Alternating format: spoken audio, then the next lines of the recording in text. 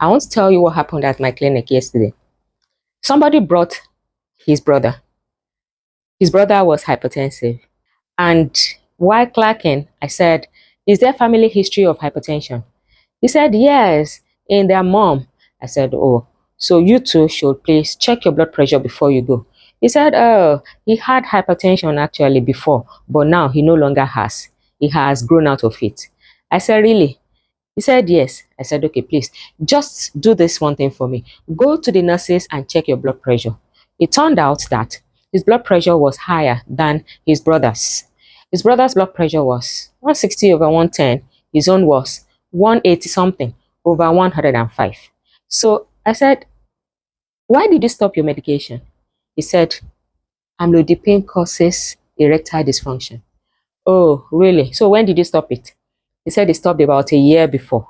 Really? A whole 1 year? Were you taking other drugs? He said yes.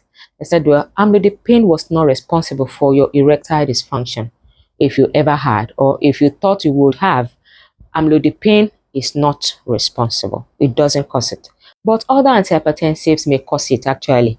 I won't mention their names because I don't even like mentioning drug names on this platform. But I had to mention that amlodipine because shortly after, another person came and the person has high blood pressure also, which was not controlled. I said, what medication are you taking? He said, amlodipine. And when last did you take it? 3 weeks ago. Why did you stop it? Because I had erectile dysfunction. I said, what's happening? Is it that men are circulating it among themselves that erectile dysfunction is caused by amlodipine? Maybe you are meeting at clubs or joints and circulating it, telling one another that don't take amlodipine. That is not correct, please. Amlodipine does not cause erectile dysfunction. Your erectile dysfunction can be caused by any other thing, which you should really find out what is causing it. And if it is from your antihypertensives, then we can help you to identify which one exactly has caused you erectile dysfunction. Because yes, some actually do, and we avoid them as much as possible in men.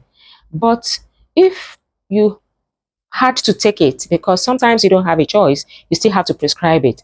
If you have had to take it and you are now having erectile dysfunction, we can withdraw it and ensure that you don't have any other reason for this erectile dysfunction. In the case of the second man I was talking about, he had depression and his erectile dysfunction is part of, his depression. I said, when he comes out of this depression, he will definitely come back. He will be fine. His erection will return.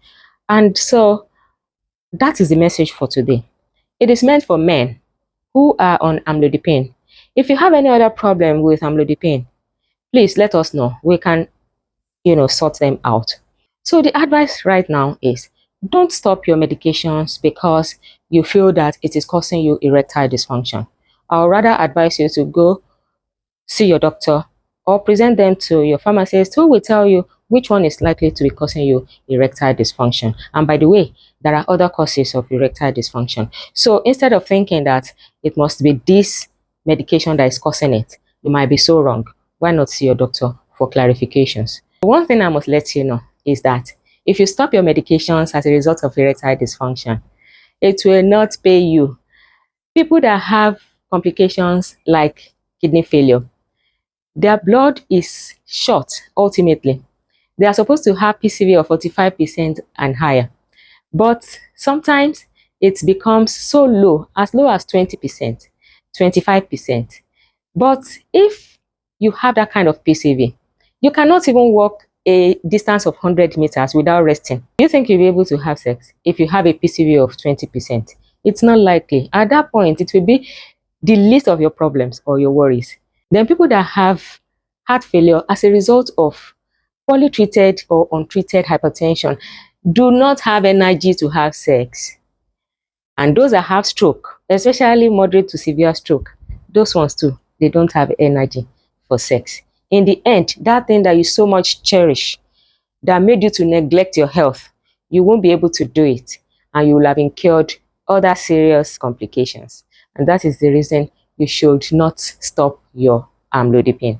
And if you don't want amlodipine, if you have any personal problem with amlodipine, go and sort it out in the doctor's office. That is the message for today, and it is meant for hypertensive men. Thank you so much for watching. Share with all of your friends. When you get back to your joints and your clubs place, go and reverse that misinformation that you have passed across to others of your peers. And remember, good health is great wealth. May it be our lot to have sound health going forward. I'll see you again next week, God willing. Until then, please take care of yourself. Bye.